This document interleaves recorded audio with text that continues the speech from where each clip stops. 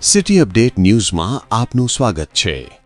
Surat smart city project અંતર્ગત મેટ્રોનું કામ ઝડપથી આગળ વધી રહ્યું છે, પરંતુ અડાજણ વિસ્તારમાં મેટ્રો સ્ટેશન બનવાને કારણે ટ્રાફિક સમસ્યા વધુ ઊભી થશે તેવી ચિંતા સ્થાનિક રહીશો દ્વારા વ્યક્ત કરવામાં આવી છે। બદ્રીનારાયણ મંદિર, સંસ્કૃત પાઠશાળા અને નગર પ્રાથમિક શાળા નજીક પહેલેથી જ ભારે ટ્રાફિક રહે છે। લગ્ન સિઝનમાં હોલ અને વાડીના કારણે આ સમસ્યા વધુ વધે છે। આ મુદ્દે અડાજણના રહીશોએ સુરતના લોકસભા સંસદ મુકેશભાઈ દલાલને રજૂઆત કરી। મુકેશભાઈ દલાલે મેટ્રો અને કોર્પોરેશનના અધિકારીઓ સાથે ચર્ચા કરી અને સ્થાનિક રહીશો સાથે બેઠક યોજીને યોગ્ય ઉકેલ લાવવાનો આશ્વાસન આપવામાં આવ્યો છે।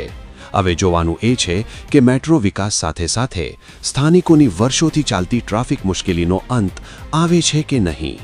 આ છે city update news. Sufiyan Mulla, જોડાયેલા રહો, કારણ કે હવે શહેર નહીં સમગ્ર દેશ કહેશે।